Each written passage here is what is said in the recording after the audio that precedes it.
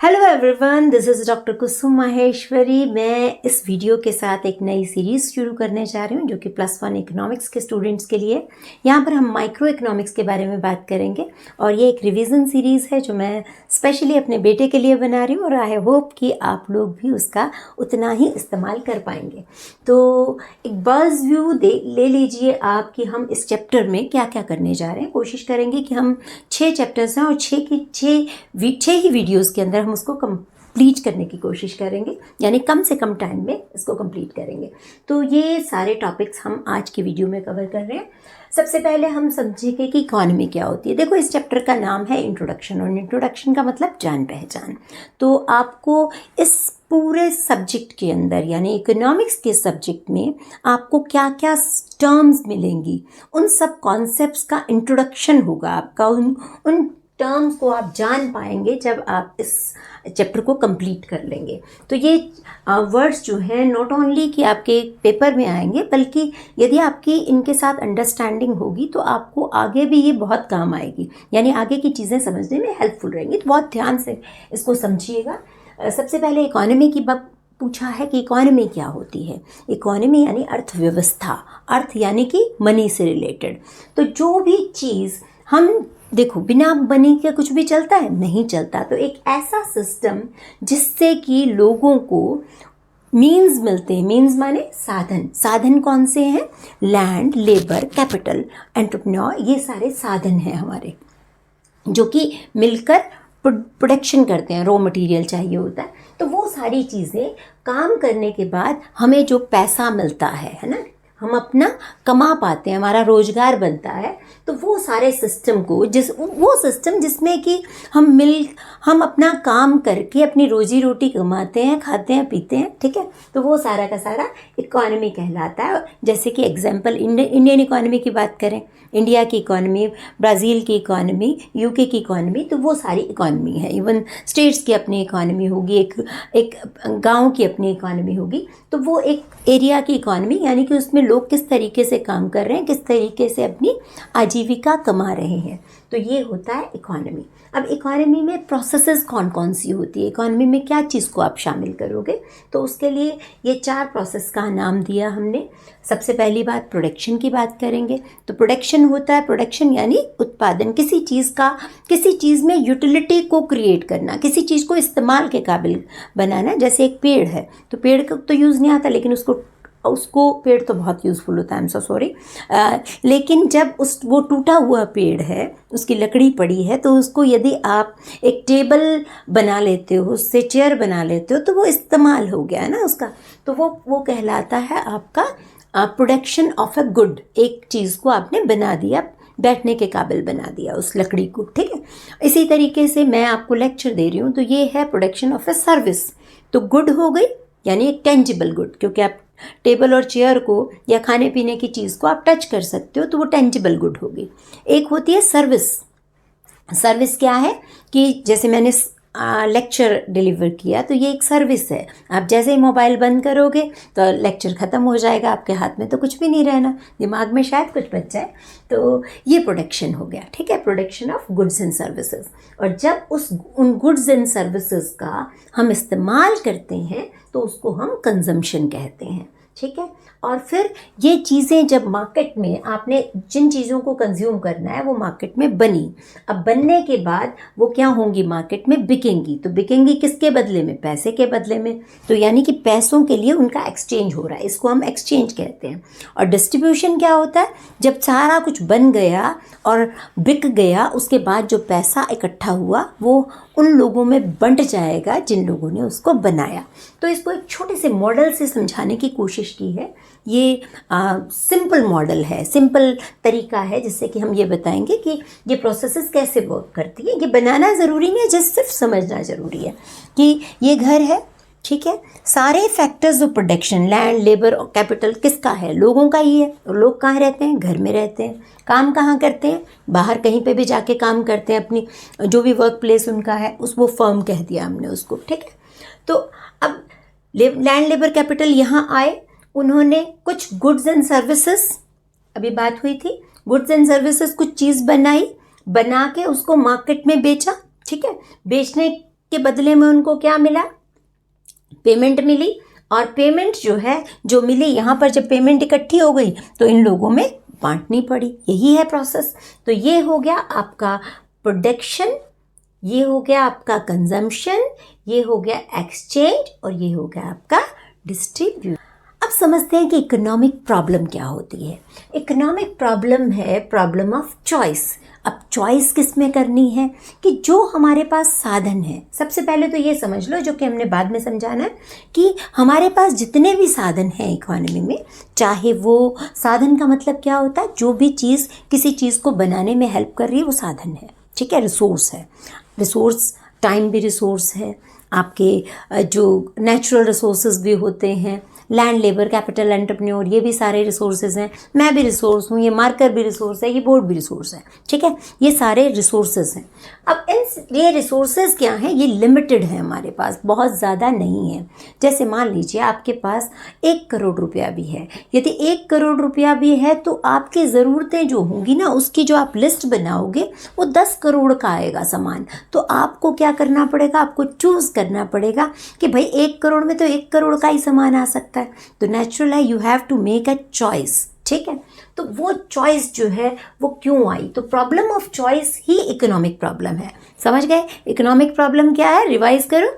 Economic problem क्या है, problem of choice, कि हमें चॉइस करनी पड़ती है, हमें चूज करना पड़ता है कि हम इन सब में से, आपके पास देखो टाइम है, अब आपके पास टाइम है, आपको इतने सारे सब्जेक्ट्स प्रिपेयर करने हैं, थोड़ा सा टाइम है एग्जाम्स में, तो आपको चूज़ करना पड़ेगा ना कि अभी इस टाइम कौन सा सब्जेक्ट पढूं। तो ये भी चॉइस है। तो ये चॉइस क्यों है, क्योंकि आपके पास स्केर्सिटी है। किस चीज़ की स्केर्सिटी है, साधनों की। इस टाइम टाइम की भी स्केर्सिटी है। स्केर्सिटी का मतलब क्या होता है, किसी चीज़ का डिमांड के कंपैरिजन में कम होना। जैसे मान लीजिए आपके पास 1000 रुपया है, तो 1000 रुपये में आप बर्थडे पे भी जा सकते हो, गिफ्ट दे सकते हो, किसी को पिज़्ज़ा खा सकते हो, बुक ला सकते हो, डोनेट कर सकते हो, बहुत सारी चीज़ें निकल सकती हैं। पर आप सारा कुछ तो नहीं कर पाओगे, तो you have to make a choice. आपको चॉइस करने, प्रायोरिटाइज करना पड़ेगा। और यही इकोनॉमिक्स है। क्या है इकोनॉमिक्स, रॉबिन्स कहते हैं, बहुत बड़े इकोनॉमिस्ट हुए रॉबिन्स, वो कहते हैं कि इकोनॉमिक्स एक ऐसी साइंस है जो हमें ये समझाती है कि हम अपने थोड़े से रिसोर्सेज का, यानी यहाँ पे 3 कीवर्ड्स हैं, उनको याद रखना है, जो थोड़े रिसोर्स हैं हमारे इन कंपैरिजन टू डिमांड, उनको किस तरीके से अपनी अनलिमिटेड वांट्स, हमारी ज़रूरतें क्या हैं, ये बढ़ती जाती हैं, ठीक है। तो ज़रूरतें हमारी बहुत ज़्यादा हैं, उन पर हमें एक स्केर्स रिसोर्सेज खर्च करने हैं। अब चॉइस कहाँ पे आती है, चॉइस का समस्या तब आती है क्योंकि इन रिसोर्सेज के बहुत सारे इस्तेमाल हो सकते हैं। जैसे हमने कहा कि 1000 रुपये में आप 100 तरह के काम कर सकते हो, तो आपको चॉइस करनी पड़ेगी कि कौन सा करना है। तो इसलिए इकोनॉमिक्स क्या है, साइंस ऑफ चॉइस। इकोनॉमी में जहाँ इकोनॉमिक प्रॉब्लम होती है कि प्रॉब्लम ऑफ चॉइस, जो कि स्केर्सिटी की वजह से होती है, अभी तक हमने पढ़ा, तो उन्हीं उसी चीज़ की वजह से जो है सेंट्रल प्रॉब्लम्स भी इरप्ट होती हैं, कॉज होती हैं। तो वो क्या है, सेंट्रल प्रॉब्लम्स हैं what to produce and how much to produce, कितना बनाना है, क्या बनाना है। अब क्या बनाना है, ये क्यों समस्या है, क्योंकि आप सारी चीज़ें नहीं बना सकते हो, आपके पास रिसोर्सेज क्या हैं, स्केर्स हैं, थोड़े हैं। तो आपको जो भी बनाना है वो चूज करना पड़ेगा। जैसे इस टाइम आप कौन सा सब्जेक्ट पढ़ोगे, उसमें कौन सा टॉपिक पढ़ोगे, वो चूज करना है। तो वैसे ही हमें ये भी चूज करना पड़ेगा। तो जैसे सोसाइटी सोचे कि भाई मुझे ब्रेड चाहिए, बॉम्ब चाहिए, अब ये कैसी चॉइस है, बिल्कुल चॉइस है। ब्रेड जो है वो इंटरनल सिक्योरिटी के लिए, यानी फूड आइटम्स को शो कर रहा है कि आप यदि खाना नहीं आपके यहाँ होगा तो लोग भूखे मर जाएंगे, तो आपको सफिशिएंट ग्रेन्स चाहिए। फिर बॉम्ब की बात है, तो बॉम्ब जो एक्सटर्नल सिक्योरिटी को बता रहा है कि भाई बॉम्ब नहीं बनाओगे तो कोई पाकिस्तान या चाइना आप पे आक्रमण कर देगा। तो इस तरीके से आपको चॉइस करना पड़ता है। इसी तरीके से कितना बनाना है ये भी आपको डिसाइड करना पड़ेगा, क्योंकि अनलिमिटेड नहीं बना सकते हो। अगेन वही बात है, क्या है, scarcity. Then how to produce, 2 तरीके हैं बनाने के किसी भी चीज़ को। एक टेक्निक, 2 टेक्निक्स होती हैं। एक है लेबर इंटेंसिव, यानी कि लेबर को ज़्यादा इस्तेमाल करो, कैपिटल को, मशीनों को कम करो, ठीक है, वो हो गई लेबर इंटेंसिव टेक्निक। तो उससे क्या होगा, उससे लोगों को एम्प्लॉयमेंट मिलेगा, लोगों के पास इनकम जाएगी और समानता आएगी। इकोनॉमी में क्या होगा, गरीब और अमीर के बीच में गैप जो है वो कम होगा। ठीक। एक है capital intensive technique. Capital intensive technique यानी सारा काम मशीनों से, रोबोट्स लगा दो।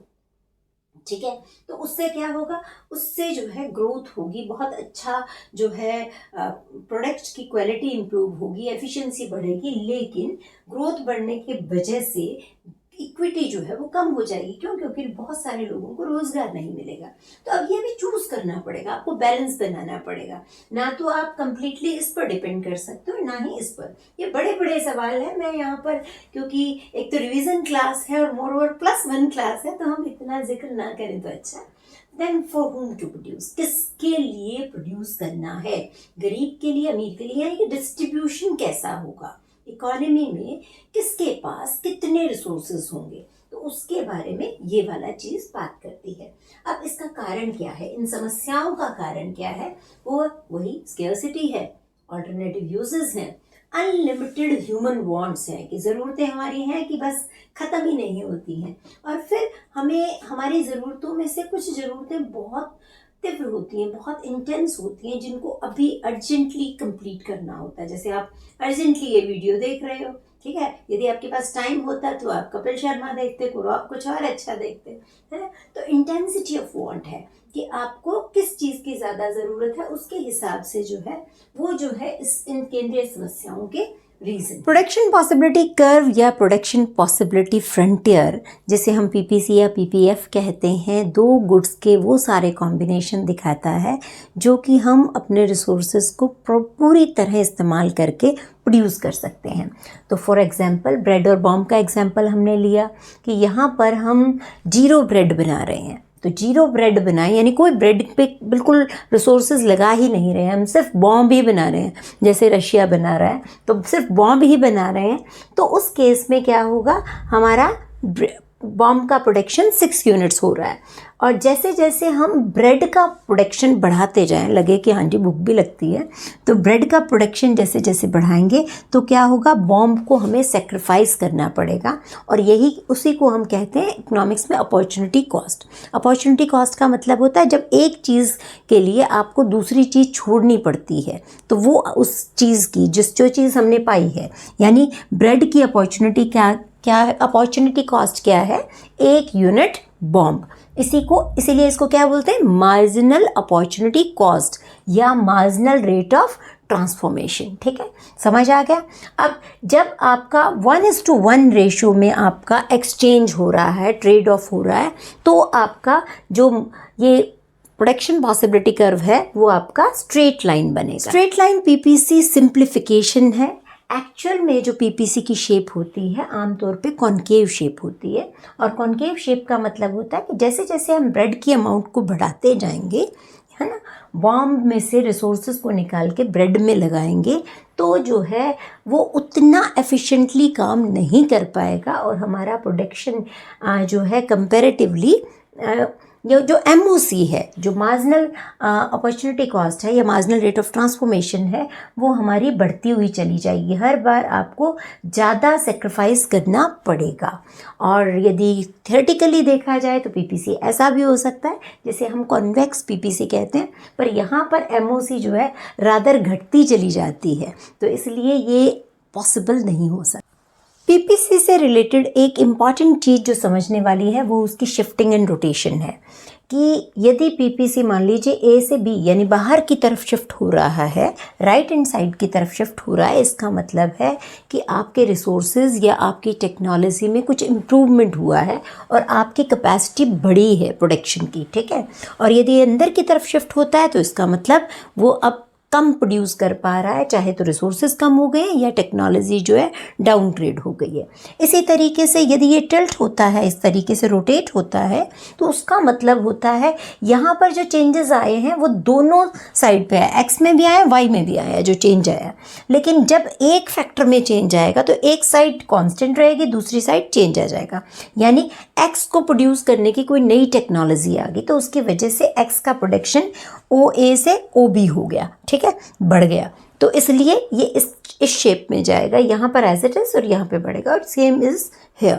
अपॉर्चुनिटी कॉस्ट यानी अवसर लागत, ये एक इकोनॉमिक्स का एक बहुत इम्पॉर्टेंट टूल भी है और एक बहुत अच्छा कॉन्सेप्ट भी है। इससे बहुत अंडरस्टैंडिंग बढ़ जाती है यदि आप इसको समझ लोगे। तो ये है कि एक फैक्टर, कोई भी रिसोर्स है, उसको उसके नेक्स्ट बेस्ट ऑल्टरनेटिव यूज़ में उसको क्या मिल रहा है, ठीक है, वो उसकी अपॉर्चुनिटी कॉस्ट होती है। जैसे मेरी एक कॉलेज में सैलरी 1 लाख रुपया थी, मैंने जो है दूसरे कॉलेज में जो है जॉब कर ली, तो वहाँ मुझे मिल रहा है 1.5 लाख, ठीक है। तो इसकी कॉस्ट क्या है इन फॉर्म ऑफ अपॉर्चुनिटी, वो है 1 लाख। तो ये इसकी अपॉर्चुनिटी कॉस्ट कहलाएगी। एग्जामिनेशन पॉइंट ऑफ व्यू से बहुत ही इंपॉर्टेंट क्वेश्चन है कि माइक्रो और मैक्रो के बीच में क्या डिफरेंस है। देखो, ये फर्ग्यूसन नाम के एक इकोनॉमिस्ट थे जिन्होंने इकोनॉमिक्स को सिंप्लीफिकेशन के लिए 2 पार्ट्स में डिवाइड किया, माइक्रो और मैक्रो। माइक्रो से नाम से ही पता चलता है, जहाँ पे आई आ गया वो थोड़ा है, क्योंकि मैं, आई मीन्स मैं, और मैं का मतलब छोटा, ठीक है। और यहाँ पर ए है, ए से एग्रीगेट यानी कि सबका जोड़। तो माइक्रो और मैक्रो के बीच में कोई कन्फ्यूज़न होता हो तो आई और ए से इसको समझ लेना। तो ये इंडिविजुअल यूनिट्स की, कोई एक इंडिविजुअल फर्म है, एक व्यक्ति है, या एक फर्म का ग्रुप है, एक इंडस्ट्री है, तो उसकी बात करता है। और ये एग्रीगेट यूनिट्स की बात करेगा, टोटल सब की बात करेगा। या ये माइक्रोस से निकला है, ग्रीक वर्ड से नहीं, दोनों ग्रीक वर्ड से ही निकले। एक माइक्रोस से निकला और एक मैक्रोस से निकला है। यहाँ पे सिर्फ के का डिफरेंस है, बाकी सेम ही है सारा, ठीक है। और ये एलोकेशन ऑफ रिसोर्सेज यानी कि ये बताता है कि रिसोर्सेज कौन से कहाँ जाएंगे, और ये किस बेसिस पे बताता है, प्राइस के बेसिस पे। इसीलिए इसको प्राइस थ्योरी भी कहा जाता है। इसमें सब चीज़ों की कीमतें निर्धारित होती हैं कि कोई प्रोडक्ट ये मार्कर कितने में बेचना है, मुझे सैलरी कितनी मिलनी चाहिए, लैंड ऑनर को जो है रेंट कितना मिलना चाहिए। तो इस सब के बारे में माइक्रो बताता है। और मैक्रो के अंदर क्या होता है, इनकम और एम्प्लॉयमेंट का डिटर्मिनेशन होता है कि नेशनल इनकम की बात होगी, एम्प्लॉयमेंट की बात होगी। फिर इनकम ही इसका मेन डिटर्मिनेंट्स है, उसी से सेविंग निकलती है, उसी से इन्वेस्टमेंट निकलता है। तो इसलिए यहाँ पर इनकम बहुत इंपॉर्टेंट है, ठीक है। मैक्रो वेरिएबल यहाँ पर कांस्टेंट माने जाते हैं। जब हम माइक्रो पढ़ेंगे तो अजम्पशंस ही अजम्पशंस पढ़ेंगे। अजम्पशंस का मतलब होता है कि हम ये मानेंगे कि भाई ये, मान लीजिए जैसे डिमांड थ्योरी आप पढ़ रहे हो, आप मांग सिद्धांत पढ़ोगे, डिमांड पढ़ोगे, तो आपको ये मानना पड़ेगा कि फैशन कांस्टेंट रहेगा, इनकम कांस्टेंट रहेगी, बाकी सारी चीज़ें कांस्टेंट रहेगी, गवर्नमेंट की पॉलिसीज़ कांस्टेंट रहेगी। तो ये सब चीज़ें हमें, मतलब माइक्रो का मतलब ही एक पार्शियल थ्योरी भी कहते हैं इसको, कि सब चीज़ों को रोक के एक चीज़ को समझना, ये माइक्रो है। मैक्रो में सब चीज़ें चलती हैं, जनरल मॉडल होता है कंपैरेटिवली, और इसमें हम बड़ी बड़ी समस्याओं जैसे अनएम्प्लॉयमेंट है, इन्फ्लेशन है, इसकी बात करते हैं। और यहाँ पर माइक्रो लेवल की बात हम नहीं करते हैं, हम उन चीज़ों को कांस्टेंट अज्यूम कर लेते हैं। समझ में आ रहा है? और यदि अभी तक समझ में आया तो अब पॉजिटिव और नॉर्मेटिव इकोनॉमिक्स के बीच का डिफरेंस भी समझ लेते हैं। पॉजिटिव का मतलब होता है सकारात्मक, यानी जो चीज़ जैसे है उसको एज इट इज़ एक्सेप्ट करना, ठीक है। तो जब इकोनॉमिक्स में हम जो है उसको वैसा का वैसा पढ़ रहे हैं तो हम पॉजिटिव इकोनॉमिक्स की बात कर रहे हैं। रॉबिन्स जैसे इकोनॉमिस्ट जो थे वो इकोनॉमिक्स को एक पॉजिटिव साइंस मानते थे, और ये मानते थे कि ये भी बिल्कुल बायोलॉजी और फिज़िक्स की तरह का साइंस है कि चीज़ें जैसी है भी, ऊपर चीज़ को उछाली नीचे गिरी। तो ये एक, मतलब इसमें कोई सजेशन वाली कोई बात नहीं है, ठीक है। लेकिन नॉर्मेटिव इकोनॉमिक्स कहती है कि ये एक सोशल साइंस है, social science deals with people. तो इसलिए हमें ये भी जानना ज़रूरी है कि क्या होना चाहिए, क्या इसको और बेहतर किया जा सकता है जो है, ठीक है। तो वो नॉर्मेटिव इकोनॉमिक्स की बात है। नॉर्म्स का मतलब आदर्श होता है, आइडियल्स होता है, तो ये आइडियल्स पे चलती है, ठीक है। अब ये डेटा के बेसिस पे है तो डेटा से इसको वेरीफाई किया जा सकता है, लेकिन ये इस पे डेटा होता ही नहीं है। आप जब गुणों की बात करोगे, वैल्यूज़ की बात करोगे, तो वहाँ कोई डेटा नहीं होता है, तो इसलिए it can not be verified.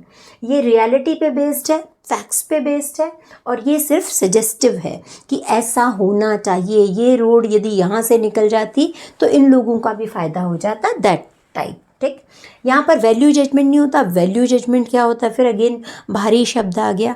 Value judgement का मतलब होता है कि हमारे अंदर किसी भी चीज़ को लेकर कुछ जजमेंट्स होती हैं कि ये ठीक है, ये गलत है, इनइक्वालिटी गलत है, गरीबी गलत है, ये हमारी वैल्यू जजमेंट्स हैं। तो यहाँ पर कोई वैल्यू जजमेंट नहीं है। इनइक्वालिटी है तो है, कोई काम नहीं कर रहा है तो वो गरीब है, इट्स ओके। लेकिन यहाँ पर कह रहे हैं कि नहीं नहीं, खाना मिलना चाहिए, रात को सर्दी में जो है ठंड नहीं लगनी चाहिए, उनको जो है कोई सराय बना के देनी चाहिए। तो यहाँ पर वैल्यू जजमेंट्स हैं, तो इसीलिए ये सजेस्टिव भी है। और जैसे यहाँ पर एग्जांपल के लिए देख लीजिए कि यहाँ पर हम कहें कि वेज इंक्रीज़ करनी है, यदि मज़दूरों की मजदूरी बढ़ाओगे तो आपकी महंगाई भी बढ़ेगी ही ना, क्योंकि कॉस्ट ऑफ प्रोडक्शन बढ़ गई तो महंगाई बढ़ गई, इट्स ओके। लेकिन यहाँ वाले कहेंगे नहीं नहीं, महंगाई कैसे बढ़ गई, उसको कंट्रोल करो। तो इस तरीके से पॉजिटिव और नॉर्मेटिव इकोनॉमिक्स दोनों अलग अलग हैं। लेकिन वेलफेयर इकोनॉमिक्स में हम जब पढ़ते हैं, तो आगे जब आप बड़े हो जाएंगे तो पढ़ेंगे, तो वेलफेयर इकोनॉमिक्स जब हम करते हैं तो वो नॉर्मेटिव इकोनॉमिक्स है। जब हम माइक्रो की बात करते हैं तो it's a positive economics. Finally हम लोग इकोनॉमी के टाइप्स की बात करते हैं। तो आपके सिलेबस में 2 तरह की इकोनॉमीज़ का जिक्र है, एक है सेंट्रली प्लान्ड इकोनॉमी और एक market economy. Centrally planned economy में क्या है कि एक सेंट्रल प्लानिंग अथॉरिटी होती है, वही सब कुछ डिसाइड करती है। सारे चीज़ों का जो भी रिसोर्सेज इकोनॉमी में है वो सब के सब गवर्नमेंट के हैं, गवर्नमेंट उनको कंट्रोल करती है, गवर्नमेंट उनको ऑपरेट करती है। किसके थ्रू ऑपरेट करती है? सेंट्रल प्लानिंग अथॉरिटी के थ्रू ऑपरेट करती है। और जितना भी डिसीजंस हैं, क्या बनाना है, कितना बनाना है, कैसे बनाना है, सब decisions will be taken by the government only. और यहाँ पर मार्केट इकॉनमी में सारा काम जो है प्राइवेट लोगों के हाथ में है, टाटा है, बिरला है, अंबानीज हैं, तो इनके हाथ में होगा, ठीक है। और क्या बनाना है, कितना बनाना है, ये भी सेक्टर टू सेक्टर डिसाइड होगा, ठीक है। और सेंट्रल प्रॉब्लम्स जो हैं वो प्राइस मैकेनिज़्म यानी डिमांड और सप्लाई की फोर्सेस के थ्रू हल हो जाती हैं। ये कहें कि भाई कितना बनाना है, समोसा कितना बनाना है, तो समोसा डिमांड के अकॉर्डिंग बनाना है। यदि डिमांड है तो 100 बनेगा, डिमांड है तो 1000 बनेगा, और डिमांड नहीं है तो 0 बनेगा। तो इस तरीके से ये 2 तरह की इकॉनमीज़ हैं। इनके बीच की एक इकॉनमी और होती है मिक्स्ड इकॉनमी, जो आम तौर पर सभी देशों में पाई जाती है। चलो उसकी बात नहीं करेंगे। तो आज ये टॉपिक, ये पूरा का पूरा चैप्टर हमने कंप्लीट किया। आप मुझे अपने रिव्यूज़ ज़रूर देना, क्योंकि मैं फ़र्स्ट टाइम स्कूल के स्टूडेंट्स के लिए पढ़ा रही हूँ। Thank you so much for watching. आपने इतना देख लिया, उसके लिए धन्यवाद। खुश रहें।